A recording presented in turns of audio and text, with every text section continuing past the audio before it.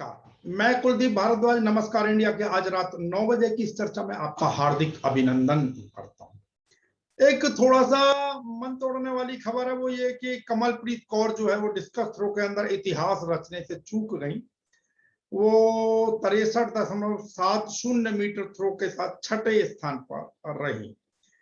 और लेकिन एक चीज है कि डिस्कस थ्रो में ये भारत का अब तक का सर्वश्रेष्ठ जो है वो प्रदर्शन रहा है।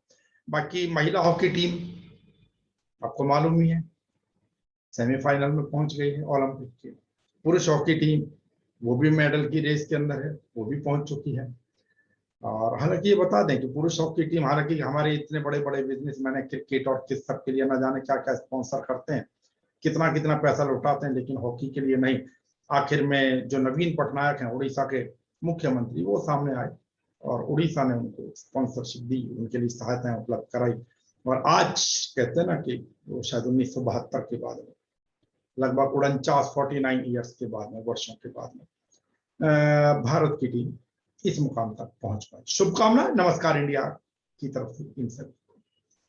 अब थोड़ी सी बात आगे करते हैं, इसके साथ एक बात मैं और आपको बता दूं इस समय, वो ये है कि जो है सुशासन बाबू जिनको बोला जाता है, नीतीश कुमार जी, उनका फिर खेल समझ नहीं आ रहा कि किधर जा रहे हैं नीतीश कुमार जी।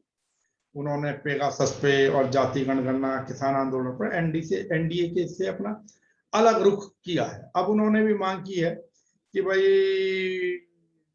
जो कि इस मामले की जांच होनी चाहिए। अब देखते हैं, क्योंकि एनडीए तो इस पक्ष में नहीं है, लेकिन भारतीय जनता पार्टी तो इस पक्ष के अंदर नहीं है, लेकिन एनडीए का हिस्सा होने के बावजूद नीतीश कुमार ने इस प्रकार की मांग की है। अब ये तो नहीं कहीं लालू के जेल से बाहर आने के बाद फिर कुछ समीकरण बदलने की तैयारी हो रही है, समय बताएगा, अभी कुछ नहीं कह सकते। इससे आगे एक और मैं जानकारी दे दूं, जो दुखद घटना आई है वो ये है कि दिल्ली का जो दिल्ली कैंट क्षेत्र है, वहां पर पुरानी नांगल एक गांव हुआ था, उसके सामने एक शमशान घाट है। वहां पर 8-9 वर्षीय एक बच्ची पानी भरने के लिए गई थी और आरोप ये लग रहा है कि उस बच्ची के साथ बलात्कार किया गया और उसके बाद उसको जला दिया गया। हालांकि भीड़ इकट्ठी हो गई, वहां पर देखा और उसकी लाश को निकाला, लेकिन वो थोड़े से पैर नजर आ रहे हैं इसके। भीड़ काफी इकट्ठी हो गई। जो वहां का जो भी महापात्र थे, उसकी पिटाई करता हुआ एक छोटा सा वीडियो सामने आया। हम उसको, क्योंकि हमारे कई कार्यक्रम यूट्यूब ने भी हटा दिए, तो अब इस प्रकार के वीडियो हम नहीं दिखा पा रहे हैं आपको, लेकिन जो जानकारी भीड़ इकट्ठी हुई, हालांकि पुलिस ने आरोपियों को गिरफ्तार कर लिया। मांग तो यही की जा रही है कि जो रेपिस्ट हैं, जिन्होंने हत्या की और बलात्कार किया उस बच्ची से, अब मैं फिर कह रहा हूँ क्योंकि तथाकथित बात है, बलात्कार हुआ, उस बच्ची को जला दिया गया, मार दिया गया, ये फैक्ट है, ये सच्चाई। अब बाकी तो पुलिस जांच में ही मसला सामने आएगा। नमस्कार इंडिया ऐसे लोगों के विरुद्ध सख्त कार्रवाई की मांग करता है। लेकिन एक चीज और बड़ा इसमें होता है कि कई बार लोग बड़ा फैला देते हैं कि शमशान घाट के पंडे ने किया, शमशान घाट के पंडित ने ये किया, पुजारियों ने किया, पूजा ये कर दिया। मैं यहाँ एक चीज स्पष्ट कर दूं इसके विषय में कि शमशान घाट में जो सेवा देते हैं उनको महापात्र कहा जाता है सभ्य भाषा के अंदर।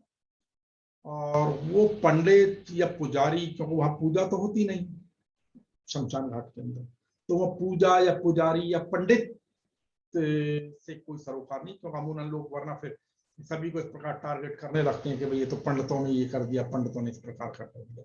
मैं फिर कह रहा हूँ, जो भी कुकर्मी है, जिसने भी ये जघन्य अपराध किया है, उसके विरुद्ध सख्त कार्रवाई होनी चाहिए।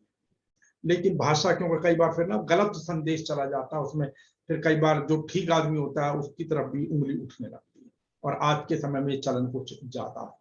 तो मैं फिर स्पष्ट कर दूं, शमशान घाट में सेवा देने वाले कोई पंडित नहीं होते, उनको पुजारी नहीं कहा जाता, वो पुजारी नहीं होते, वो महापात्र कहलाते हैं।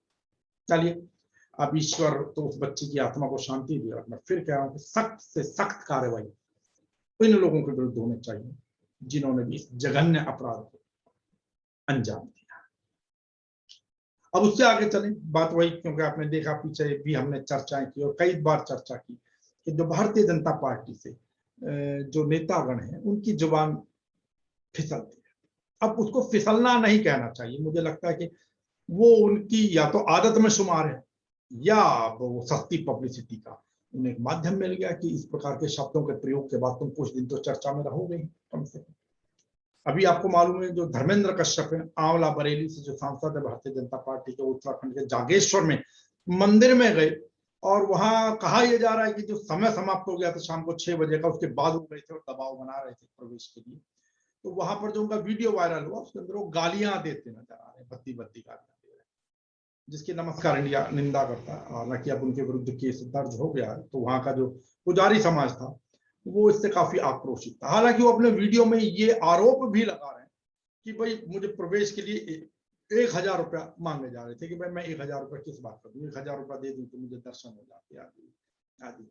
देखिए अब इस जो ये दौरा था धर्मेंद्र कश्यप जी का, इसमें तो मुझे नहीं पता कि भाई उनसे पैसे वास्तव में मांगे गए या वो जानबूझकर आरोप लगा रहे, लेकिन इसमें कहीं कोई दो राय नहीं कि अनेकों जगहों पर, मैं जागेश्वर की चर्चा नहीं कर रहा क्योंकि व्यक्तिगत मुझे जानकारी नहीं है वहां के संदर्भ में, लेकिन अनेकों स्थान मैंने देखे हैं कि जहां पर पैसे दिए जाते हैं या मांगे जाते हैं, कुछ भी कह लीजिए इसके अंदर। मैंने वृंदावन गोकुल क्षेत्र के भी मंदिर देखे हैं जहां पर वो नौटंकी करते हैं कि आप पहले पैसे दीजिए उसके बाद वो दर्शन कराते हैं। अब मैं मंदिर का नाम नहीं लेना चाह रहा, बस ये समझ लीजिए 84 खंबा है उसके पास में, तो जिस प्रकार की भी नौटंकी वहां पर होती है और भी कई जगहों पर इस प्रकार की, तो ये परंपरा गलत है। कई बार देखा कुछ मंदिरों को बेशक सरकार ने ले लिया है, लेकिन वहां पर जब कोई आप अच्छी चीज चढ़ा रहे होते हैं, सोना या चांदी, तो कई बार देखा गया था, अब सीसीटीवी लग गए, हो सकता है इतना संभव ना हो, इतना शब्द का प्रयोग कर रहा हूं क्योंकि रास्ते बहुत सारे निकल जाते हैं, लेकिन बहुत सारी चीजें वो लोग जो वहां के पुजारीगण थे वो नीचे डाल दिया करते थे, जो सत्य है। बहुत लोगों को यह बात कटु लगेगी, लेकिन जो वास्तविकता है। तो खैर कुल मिलाकर ये जो फिसलती जुबान जो धर्मेंद्र कश्यप ने जिस भी शब्दों का प्रयोग किया, जिन भी गाली गलौज का प्रयोग किया, अपशब्द भी नहीं, मैं तो कहूँ तो उनके तो विरुद्ध कार्रवाई होनी चाहिए। प्रश्न है कि इनके विरुद्ध शीर्ष नेतृत्व क्यों नहीं एक्शन लेता, सवाल ये भी एक उठ खड़ा। उससे पहले आपको मालूम ही है जो विश्वास सारंग मध्य प्रदेश के मंत्री, उन्होंने जो कहा था कि भाई जो महंगाई है उसके लिए जवाहरलाल नेहरू जी का जो प्रथम भाषण है आजादी के बाद 15 अगस्त 1947 का, वो जिम्मेदार है। अब ये तो उनसे पूछे कैसे जिम्मेदार है। या उससे पहले जिस प्रकार सुरेंद्र सिंह जो थे, वो सुरेंद्र नाथ सिंह जो भारतीय जनता पार्टी के विधायक हैं, उन्होंने लंकनी शब्द का प्रयोग किया था ममता बनर्जी के लिए। उससे पहले आपको मालूम है मवाली शब्द किसानों के लिए मीनाक्षी लेखी ने प्रयोग किया। तो अब ऐसा नहीं लगता कि जवान फिसल गई लोगों।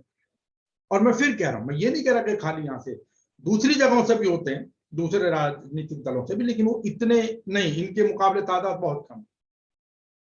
आपको याद है ना मणिशंकर अय्यर ने प्रधानमंत्री नरेंद्र मोदी के लिए जब नीच शब्द का प्रयोग किया था, हालांकि क्यों कहा, फलाना कहा, ढिकना का, उन चीजों को छोड़ दो, लेकिन उनके विरुद्ध एक्शन हुआ था।